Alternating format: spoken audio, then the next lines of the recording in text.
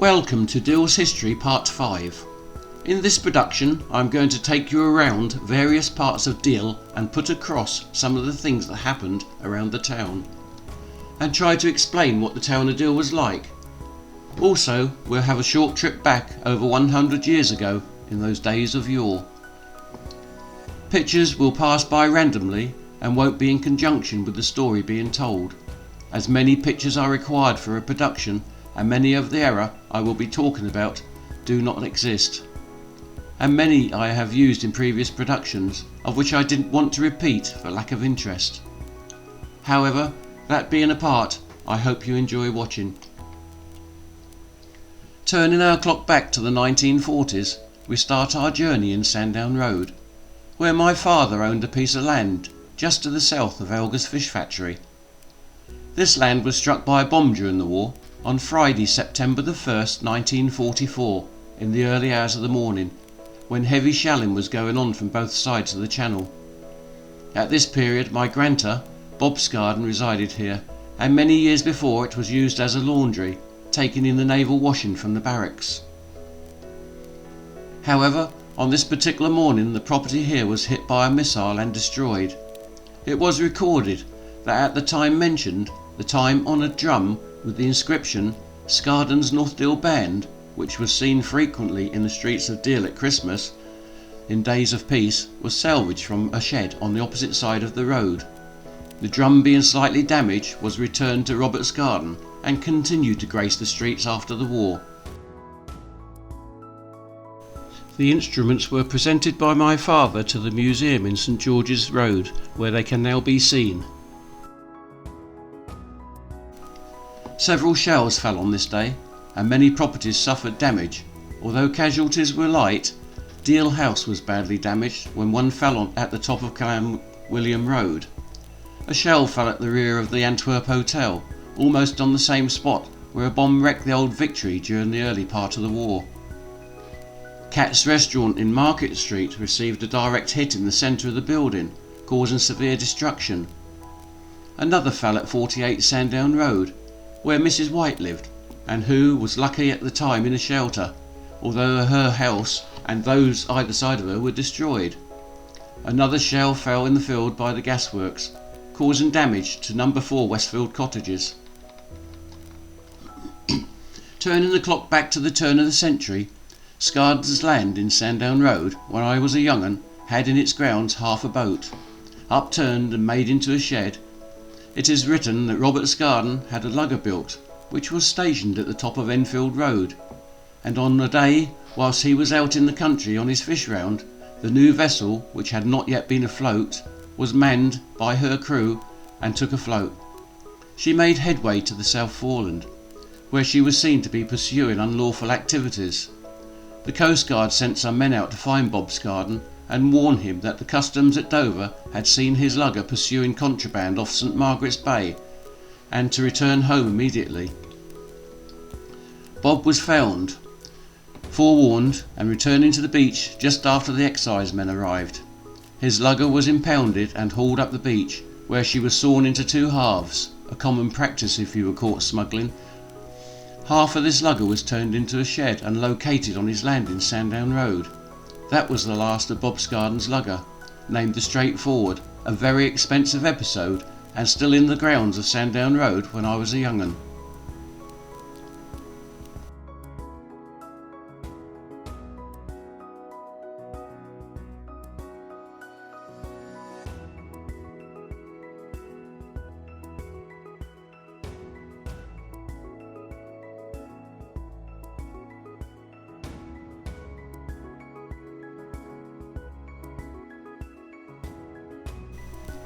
Elga's fish factory was, when I was a young un, used on the right side facing north as a plastic factory, where small toys and animals were made.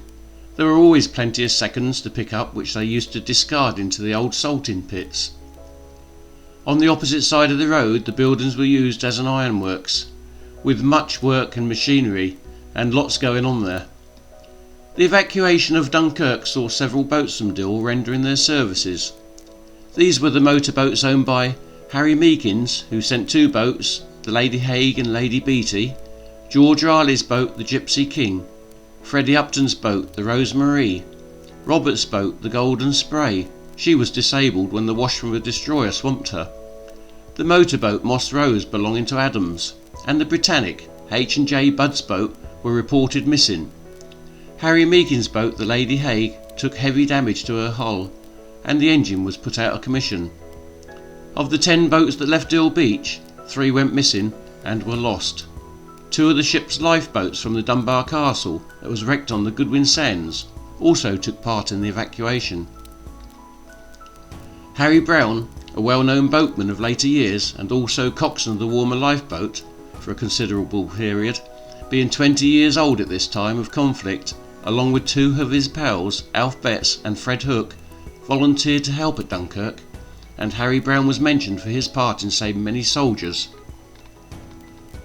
Another note of service by Dill boatmen was in 1799, when 40 Dill luggers were offered for service to the King.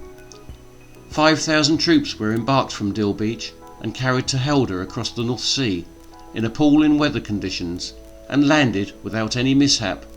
No payment was asked for and no reward was taken, although the King offered money to the Dill boatmen.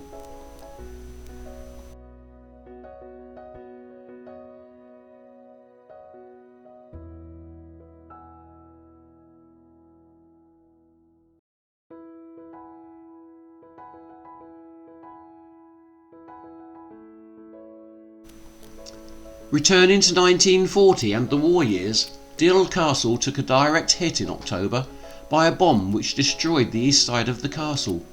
This part was demolished and never rebuilt. It was most likely the intention of the Germans to take out the twin guns that were stationed near the castle at that time. My father wrote several articles of his time in the war period, some of which I will recall from here on. In 1942, tip and run raids were frequently taking place. Spitfires were patrolling our shores in pairs, and were known as Gert and Daisy. One fine afternoon 2 Spitfires were circling a wreck in the Downs, and collided with each other. These were never seen again. The Moretta, which was wrecked on the Fork Spit, was a frequent target. She was used for bombing practice by our aircraft. Air raid sirens went off throughout the day and night, and during the wartime, on some starlight nights, the sky was a spectacular sight, with bombers and fighting planes running in the skies above our town. The first air raid on Dill took place around 7 AM on Sunday morning in 1940. Enemy aircraft could be heard overhead, flying above the low cloud. Anti-aircraft guns went into action, and bombs fell over a wide area of the town. Redstall's furniture shop in Blenheim Road was all but destroyed, and number 122 and 129 were destroyed. 6 people were injured. On the last day of the month, Mr. Percy and Mr. Dennis were killed in Mill Road during an air raid. Many of the bombs that were intended to be dropped on Dill fell into the sea, but considerable damage was still done to the town. A day in September 1940 saw a German bomber being engaged by 2 Spitfires over Eastery. The bomber eventually crashed near Millbank Cottages. 3 of the crew bailed out and were arrested when they landed. The 4th member of the bomber's crew was found dead in Knowlton Woods. These flights were common in the early years of the war. Recalling a day called Black Friday by many, which was the 4th of October 1940, around dinner time, many enemy aircraft were heard overhead, and as they passed they left a trail of destruction around the town. 8 people died in this raid and several were injured. The Victory in Middle Street and 4 houses south of Short Street were destroyed. I helped the rescue party search for bodies known to be in 36 Middle Street. Bombs fell close to the Methodist Church, taking several properties out. Number 19 to 23 Union Road had to be demolished due to bombing damage. I always remember the masses of conkers lining the roads after the bombing. A week after this, another bombing raid took place, and bombs could be heard dropping around the town and in the sea, when suddenly several fell in the High Street near Westminster Bank, taking out Golden Wines and several other shops. In May, bombs were dropped in and around Alfred Square, killing Mrs. Middleton and her daughter in number 17, and John Finn, who lived next door. Many people were injured.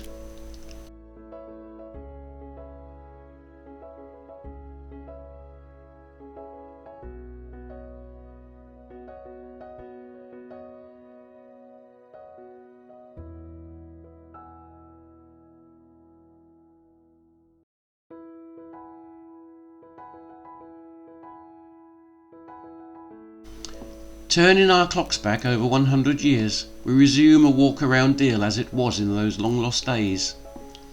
The Mary Hotham almshouses, formerly occupied by the Coast Guard, were presented to the town in 1891 by the Mayor, Captain George Coleman, for the benefit of the old and infirm Deal boatmen.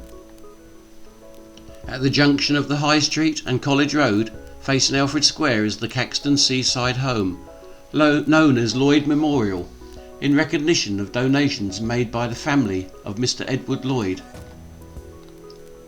Walking from here southwards, we arrive at Duke Street, a short street connecting the High Street with West Street, and at its end the site of St Andrew's Church, an early building with a spire that was erected in 1850 at a cost of £7,000. The east window is a memorial of the Countess of Clanwilliam. Continuing our walk along the High Street brings us up to the Town Hall, which was erected in 1803 and added to in 1883.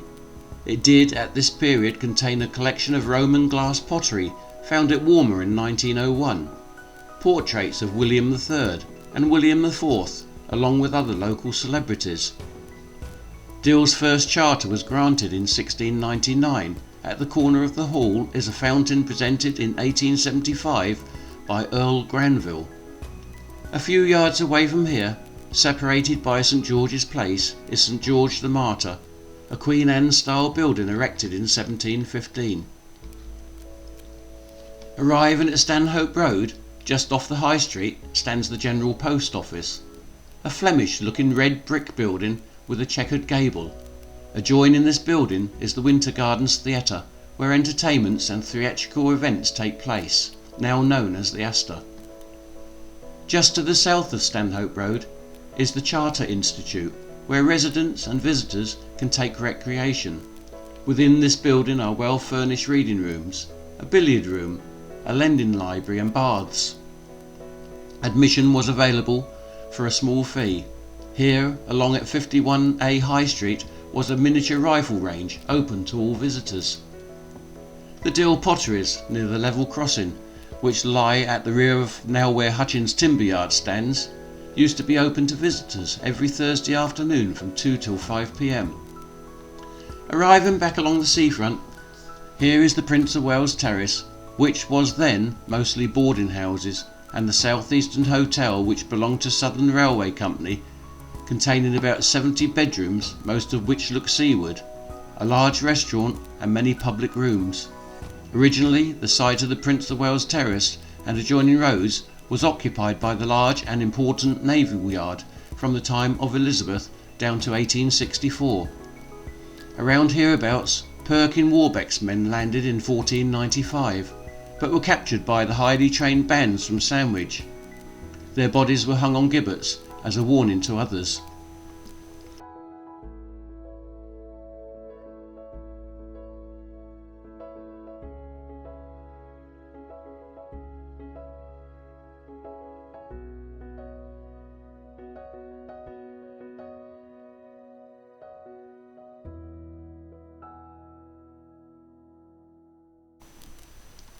Deal Castle, erected by Henry VIII in 1540 as part of the coastal defence, lies to our south. But just along the beach and travelling south we pass many wooden sheds of varying neatness, used by boatmen as storehouses for sails and tackle. Standing near one of the capstans could always be found one of the old Deal boatmen, who on approaching would spell an hour or so's yarn about the deadly Goodwin Sands and some noble vessels that have met their doom there. The galleys and luggers are hauled high and dry above the reach of the sea, a sight to behold the eyes of any landsman. The lone building presented to us along here is the swimming bath of the Royal Marines. Every recruit had to learn to swim, although strangely enough it wasn't considered in those days for the ordinary jack tar to learn. The large building almost opposite the baths was formerly used as a hospital for the Marines, being converted into barracks in 1901, then being moved to Blenheim Road. Along the green at Walmer, between the old capstan mounds, lies the church-looking building with seats on either side. This was originally, and is now again, the lifeboat house, but then it was used by the Sea Scouts. The lifeboat was taken away and the station abolished by the Royal National Lifeboat Institution in 1912. Although there was a great opposition by the local council, Walmer had been a lifeboat station since 1857 and had built up a fine record of heroic rescues and services performed in connection with the many disasters on the Goodwin Sands. Other lifeboats are stationed at North Deal and Kingsdown, and a mile or so apart, and often both were called upon at the same time. Eventually Walmer was reinstated and the Deal and Kingsdown boats were removed. The largest of the Deal luggers were big three-masted vessels which could and did go anywhere, and could do almost anything with the skilled Deal boatmen that manned them. The smaller two-masted boats were known as catboats. The last one of these luggers, or what was left of her, could be seen on the beach near the Walmer lifeboat house, and was the old Cosmopolite. A fund was raised for her purchase and she was handed over to Deal Corporation for preservation, but that body paid no heed to the fact that their town had been given the honour to cradle the race of men who made the town famous, and the lugger was allowed to fall rotten, eventually falling into pieces. In 1916, an army of khaki-dressed workers appeared on the salt marshes between Sandwich and Peggle Bay, giving the area a great transformation. They proceeded to widen and deepen the Stour in its seaward area until it was made navigable. They then cut a canal across the Great Horseshoe Bend, reclaiming 250 acres of swamp at the River Stour's entrance. They constructed wharves almost a mile long and installed dozens of electric cranes, finally ending up with the reclaimed established area of 1,500 acres.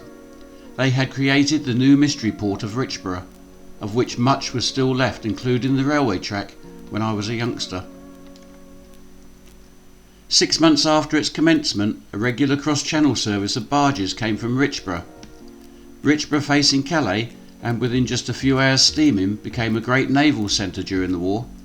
From this port, guns, light railways and ammunition and other war materials were taken to the coast of France and transferred to canals to be taken to points near the firing line. A later addition was a train ferry, loaded railway trucks. These were ferried to Dunkirk and Calais and offloaded to the French railway lines, from where they continued to their destination.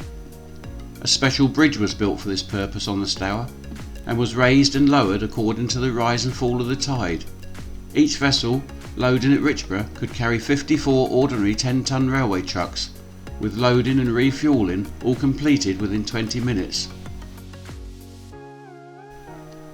The port of Richborough was acquired by Messrs Dorman, Long and Pearson in late 1924, from which it became of very great value to the Kent coalfields.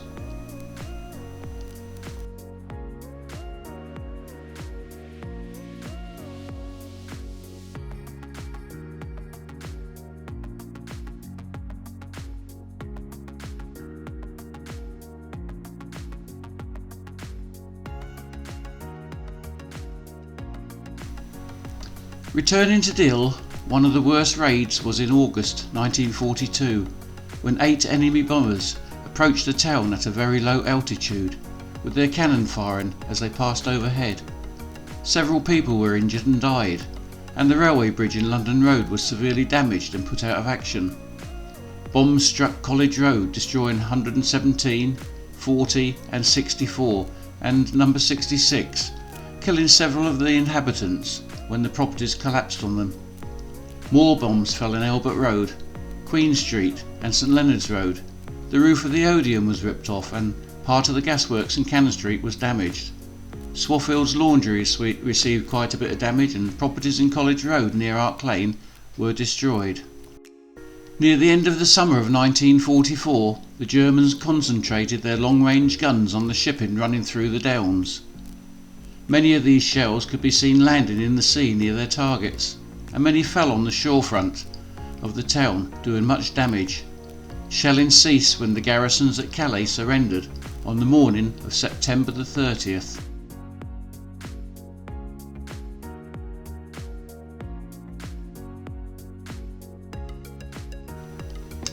Turning the clocks away from the war years of the 1940s and into the 1960s through to the 1990s, I consider it only relevant to mention about the boats that plied their trade from Dill Beach. Between this period, in the region of 100 boats plus could be seen the length of the shore from Brewer Street to Walmer Lifeboat, all offering their services to the vast amount of anglers that used to visit Dill for its fishing, and many huge catches were taken. Myself, being mainly commercial fishing, rarely took an angling party to sea, but I consider that one full-time angling charter skipper and his boat should go into the history books with the rest of us, as his sole and only living was from angling charter hire. This young man, as he was in those good old days, is Dave Chamberlain, who had his boat the Morning Haze built. Being constructed from fiberglass, this particular type of boat was new on the beach, and she was stationed at Walmer and was to become a top full-time charter boat. Having worked full-time as a charter skipper for Lardy Dad running the Motorboat Pacific, then moving on to skipper Bill Ralph's Harry Boy, Dave eventually ended up working for the H&S fleet, Harrison Stettler, for a time, until in 1974 he decided he wanted his own charter boat. This was built on land at the bottom of Union Road, and in 1975 he launched the Morning Haze, which he successfully skippered for 30 years. His reputation as a top angling skipper was renowned around the shores and throughout the angling communities countrywide, and he would often be seen out with a charter in rough conditions or late evenings when other charter boats were stationed ashore. Like myself, earning a full-time living from the sea presented no choice in weather conditions. A wage had to be earned or the table would suffer. We had no other income to rely on, so it was needs must. Dave Chamberlain and many of his anglers would be seen regular as winners of competitions, and frequent pictures were printed in the local angling papers. Large catches of cod were abundant in the 70s, and landing cod in double figures was a common occurrence. Dave, being an ardent angler himself, became interested in the wrecks in the local area, which always produced good fish. He ventured onto wrecks that had never been fished, giving his anglers an experience of a lifetime from which many returned for further adventures. Venturing into the unknown waters, Dave became interested in many of the wrecks on and around the Goodwin Sands, from which he could be seen late in summer evenings sitting out over the sands with some ambitious angling party. His interest in charter boat industry gave Dill a great boost from the pictures and stories that were printed in the angling and local papers, thus giving Dave a good living, times that will never be seen again, as once more regulations and rules have caused the demise of the inshore angling fleets. Not only that, but the angler of today needs to go further offshore to catch fish, so bigger and more comfortable boats are now the custom. Dave's interest in wrecks and the Goodwins led him to become interested in local history and getting involved with diving on long lost wrecks, from which he has written several books of interest, another legacy to the future of the history of Dill. Catches of this proportion being frequent in those long lost days, and a great boost to encourage the angler to return, are not acceptable by the anglers of today, as anglers are more conservation minded and catch and release is the modern way. Although commercial boats were mostly blamed for the falls in fish stocks, I can say with my experience that on many occasions, after having 12 hours trawling, I have come ashore with less fish than some of the angling boats. But these catches give you an insight to Dave's reputation as a top charter skipper. Owning and running a boat is not an easy task. You need deep pockets and plenty of money, as repairs and maintenance are not cheap, but continue even if the boat is not earning. If you walked along the shore from Deal to Walmer in those long lost days, you'd be amazed at the amount of anglers that used to come to this town, and used to visit, bringing their families as well with them, and well needed money which was spent in the local shops and cafes. Good old days though, and days that will never be seen again.